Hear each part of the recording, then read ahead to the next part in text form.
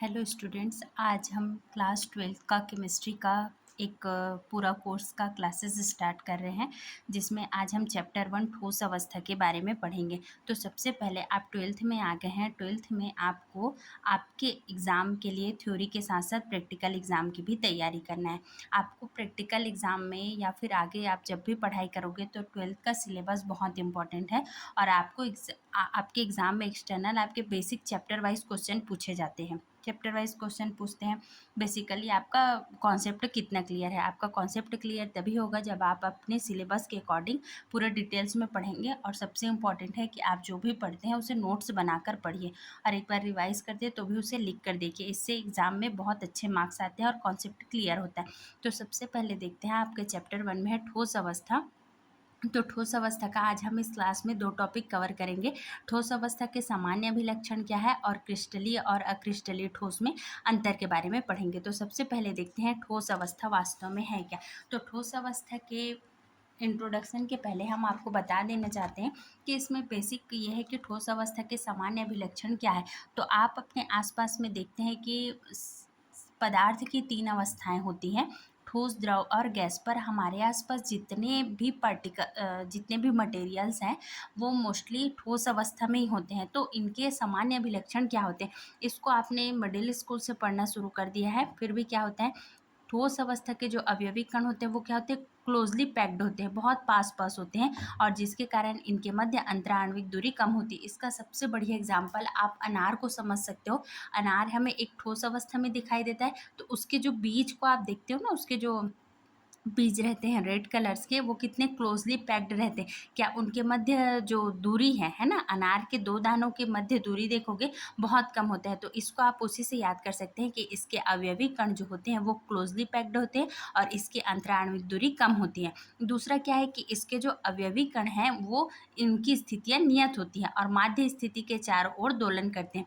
उनका जो exact position है वो वहीं पे रहते हैं। अब थोड़ा बहुत तो दूरी रहती है उनमें, है ना, गैप रहता है, जिसके कारण वो क्या करते हैं, अपने माध्य स्थिति के चारों ओर दोलन करते हैं। ये दोलन को समझने के लिए आप पेंडुलम वाला घड़ी देखते हैं, घड़ी में ऐसा सेंटर वो रहता है, उसके आसपास ऐसे दोलन करता है, यही क्या कहलाता है, वो अपने माध्य स्थिति के चारों ओर दोलन करते हैं। अब आपको यदि कोई भी एग्जाम में पूछे या बेसिक अभिलक्षण क्या होता है तो इसके 5 अभिलक्षण याद करोगे तो ये आपको फंड क्लियर हो जाएगा। तो फर्स्ट है कि इनका निश्चित द्रव्यमान, आकार और आयतन होता है। तो द्रव्यमान का तो पता है हमें, इनका भार। आयतन का मतलब क्या होता है, आयतन का फॉर्मूला हमने पढ़ा था, लंबाई गुणित चौड़ाई गुणित ऊंचाई, है ना। तो सिंपल आप अनार को ही ले लो कि अनार का क्या होगा, उसकी चौड़ाई होगी, उसकी लंबाई होगी, है ना, उसका हाइट होगा और क्या होगा, उसकी ऊंचाई भी होगी। तो यही उसका क्या कहलाएगा, आयतन। और इनका आकार भी निश्चित होता है, समय के साथ नहीं बदलता।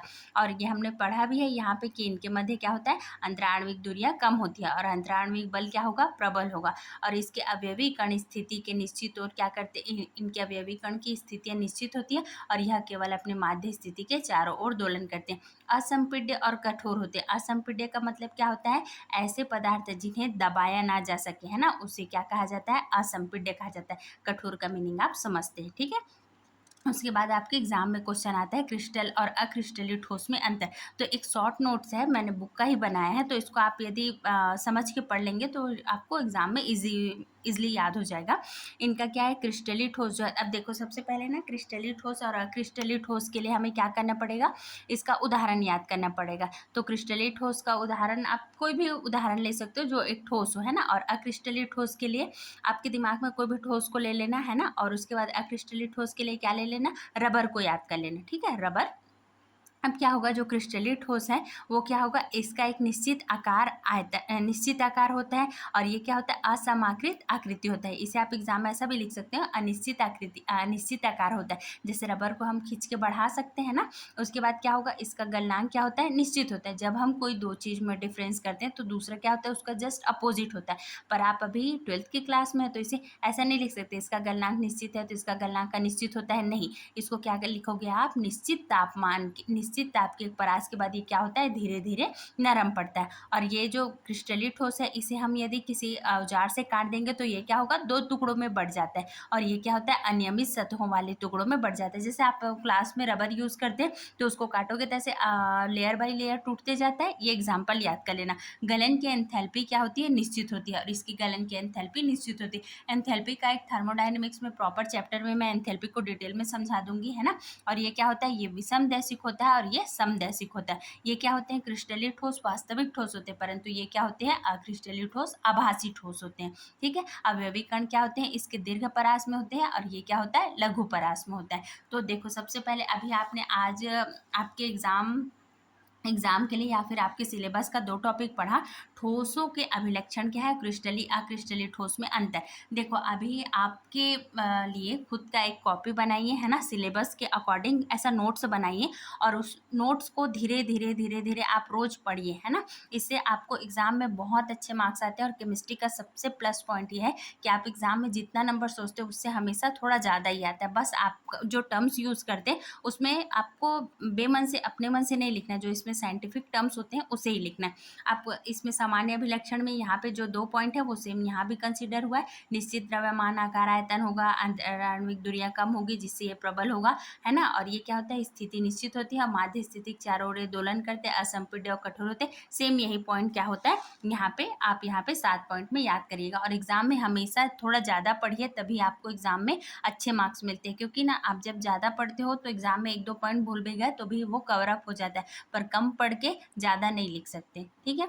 और ये 12th का क्लास का मैंने फर्स्ट क्लास आज लिया है। उसके बाद आपके जो भी सजेशन है या फिर आप मुझे टिप्स दीजिएगा कि मैम इसमें कुछ ऐड करना है या कुछ ड्रॉबैक है, मुझे कमेंट सेक्शन में ज़रूर बताइएगा। उसके बाद फिर यदि आप बोलोगे तो फिर मैं नोट्स या फिर कोई स्पेशल चैप्टर है तो मैं वो स्टार्ट कर दूंगी। अदरवाइज मैं चैप्टर वाइज रेगुलर एक प्लेलिस्ट में पूरा वीडियो बना के डाल दूंगी पूरे क्लास 12th का। Thank you.